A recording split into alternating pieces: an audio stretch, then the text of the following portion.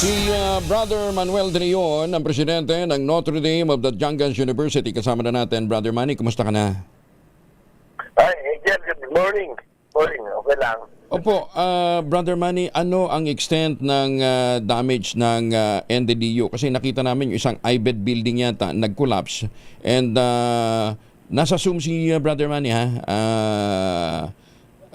RHTV para makita din natin yung sitwasyon. Pero madilim yata dyan, Brother Manny, sa lugar nyo. So bukod doon sa building ho ng IBED, ano pang naapektuhan, Brother Manny? Yung aming elementary building, which is 18 years yan eh. Years old, bago yan. Oo. 18 years? 4-story. Okay. Ano? 4-story building. Talagang totally collapsed. Talagang nag-give in. Okay. Pero ang good thing is, wala pa palang pasok dahil next week pa dapat ang pasok ninyo, ano ha? Kaya wala pang masyadong estudyante. Yun yung aming pasalamat na malaki talaga. Oo, kasi kasi kung hindi kami bago ng schedule, dapat nung Lunes opening eh. Kaya bago ng schedule. At talagang malaking pasalamat na walang mga bata, walang pasok. Okay. So ilang building po ang tinamaan? Isang building itong. Isang building lang. Okay. Isang building lang. The rest naman, okay naman siya. Walang problema yung aming junior high school. Dito sa main campus sa college, merong bumigay yung tangke ng water, yung tubig, concrete. Parang itinapon at hinihulog doon sa isang office. Kaya, mga computers. Brother, gaano karami ang estudyante ng Notre Dame of the Jungas University? Mga 7,500. 7,000. Ilan ang gumagamit itong nag-collapse na building? Yung elementary building namin, mga less than 700. Less than 700. So, kung magre-resume ang klase, saan natin sila ilalagay? Kasi ang alam ko, tumawag na sa inyo si Secretary Vince Dizon. Anong usapan ho ninyo ni Secretary Vince? Well, any help they can offer, they do. Any help that they're not sabi ko, kung na muna, yung private contractor lang muna yung nakausap ko, baka siguro humingi kami ng assistance sa mga heavy equipments para sa demolition.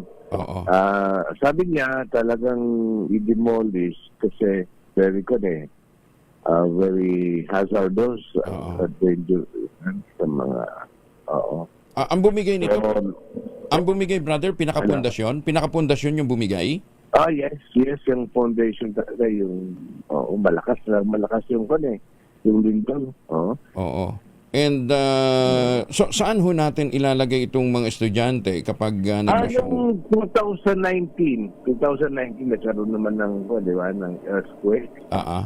Tapos na-declare din niya parang hindi pwedeng gamitin at one time until the ma-retrofit namin. So, matagal din yun na inayos during the day. So, ginawa ng paraan na magsisharing nila ng facilities with the junior high school.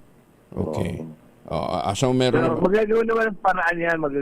Kasi nangyari na yun noong 2019 So, hindi kami bago dyan. Okay. So, ready ho tayo. Wala naman hong nasaktan sa iba pang mga empleyado ho ninyo, Brother Manny? Wala akong nalaman except yung mga teachers na they were there na medyo may mga pasa-pasa, gas-gas.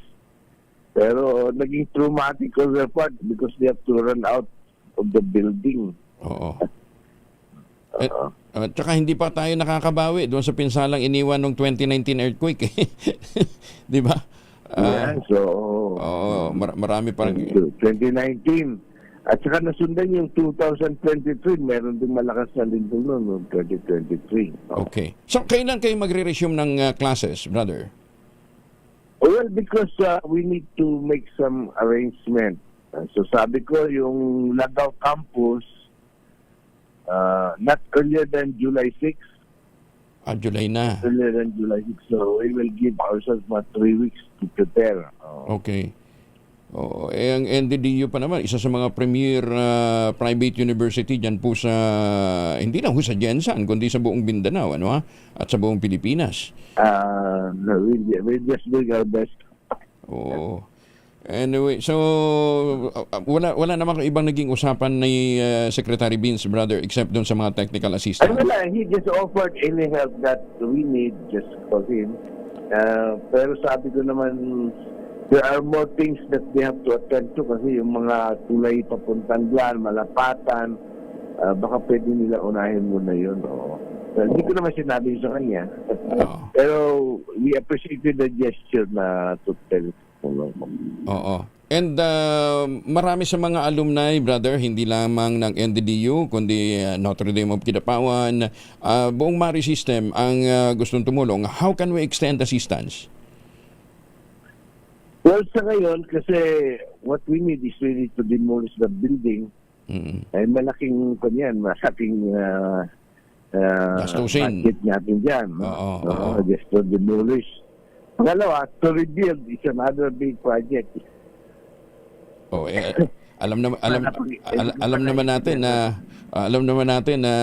bagamat maganda ang pasok ng mga estudyante diyan sa NDDU, kinakailangan pa rin ng subsidy nyo mula sa Maris organization. Pero Angel, ganito brother. Talagang malaking effect ito. Kasi the malls, the business, maraming maapektuhan, mawawala ng trabaho because of this. So, I don't think they can operate soon. Yung mga malls, talagang maapektuhan. So, yun ang worry natin. Nag-establish na ba kayo? May na-establish na ba kayong account, brother, na pwede natin ibigay sa ating mga kababayan so that doon sila magpadala ng Wala pa, Angel, kasi wala pa kaming kuryente. Ganun? Wala pa maraming limited pa yung maraming water namin. I see. Tapos dito sa campus namin sa Maine, pinuto namin muna, kinat namin kasi baka may mga live wire doon sa sa loob. Okay.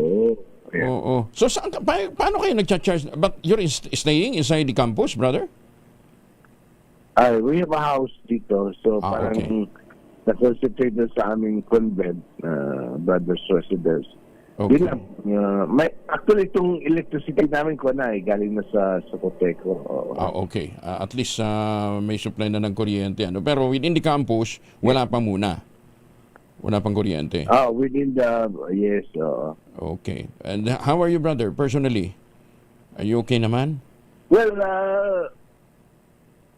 we have to be strong. You're always strong. People are looking up.